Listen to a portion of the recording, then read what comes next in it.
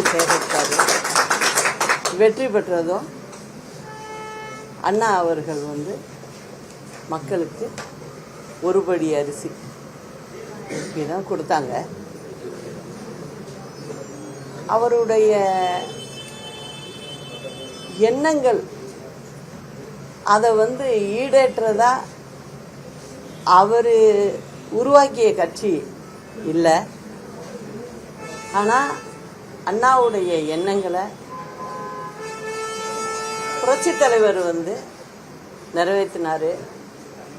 அதே போல் புரட்சி தலைவி அம்மா அவர்களும் நிறைவேற்றினாங்க.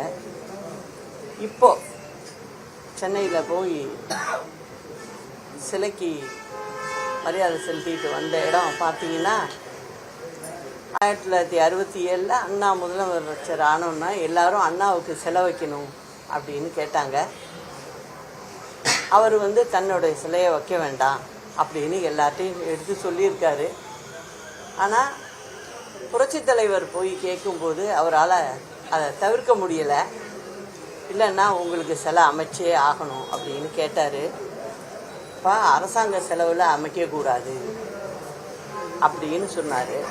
நானே செய்கிறேன்னா அப்படின்னு சொல்லி தான் அந்த சிலையை உருவாக்கும்போது அங்கு சில திருத்தங்கள் எப்படி செய்யணும் என்னன்னு சிலை செய்பவர்கிட்ட போய் அண்ணாவே முதலமைச்சராக இருந்தபோது போய் பக்கத்தில் இருந்து செஞ்ச சிலை தான் அது. இன்னைக்கு தமிழ்நாட்டில் இருக்கிற அண்ணா சிலையில் பார்த்தீங்கன்னா அண்ணாவே போய் இருந்து பார்த்து வடிவமைச்ச சிலை அண்ணா இருக்கும்போதே மவுண்ட் ரோடில் வைக்கப்பட்டது. அதுக்கு ஒரு தனி சிறப்பு உண்டு. புரட்சி தலைவரும் அம்மாவும் சரி அவர் வழியிலேருந்து கொஞ்சம் கூட தவறலை.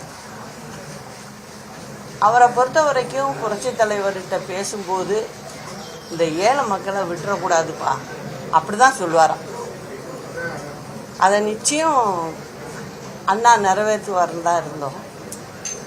படிப்படியாக அவருக்கு உடல்நிலை சரியில்லாமல் போனதுனால அவருக்கு பின்னாடி திராவிட முன்னேற்றத்துக்கு கழகத்தில் எவ்வளவோ பிரச்சனைகள் புரட்சி தலைவரை வெளியில் தள்ளி விட்டாங்க கட்சியிலேருந்து. அதன் பிறகு புரட்சி தலைவரை கழக தொண்டர்கள் அவருடைய வேண்டப்பட்டவர்கள் எல்லாருமே போய் நீங்கள் கட்சி ஆரம்பித்தே ஆகணும்னு சொன்னதும் அண்ணாவையே அந்த கொடியில் வச்சு அண்ணாவுடைய பேரே வைத்து தான் புரட்சி தலைவர் அந்த கட்சியை ஆரம்பித்தார். புரட்சி தலைவர் 1980 அண்ணாவுடைய வீட்டை அரசுக்கு வழங்கினார். அதே போல் 1995 புரட்சி தலைவி அம்மா அவர்கள் அவருடைய புத்தக படைப்புகளை எல்லாத்தையும் அரசுடைமை ஆக்கி அண்ணாவின் மனைவியிடம் 75 லட்சம் ரூபாய்க்கான காசோலையை வழங்கினாங்க. நல்லா கவனிச்சிங்கன்னா எல்லாம் அண்ணா அண்ணான்னு சொல்லுவாங்க. ஆனால் இந்த 2 விஷயத்தையும் செஞ்சது அனைத்து இந்திய அண்ணா திராவிட முன்னேற்ற கழகம் தான். ஒன்று புரட்சி தலைவர் செஞ்சார், அடுத்ததும் அம்மா தான் செஞ்சார். இதை இந்த காலத்து பிள்ளைகளுக்கு இது தெரியணும் அப்படிங்கிறதுக்காக தான் இதை நான் சொல்கிறேன். அப்புறம் இப்போ பார்த்தீங்கன்னா நம்ம அரசாங்கத்துக்கு வருவோம். ஏன்னா அதுதான் மக்களுக்கு செய்ய வேண்டியது அரசாங்கம் தான் செய்யணும். அரசாங்கம் என்ன பண்ணுது அப்படின்னு பார்த்தீங்கன்னா ஃபுல்லாக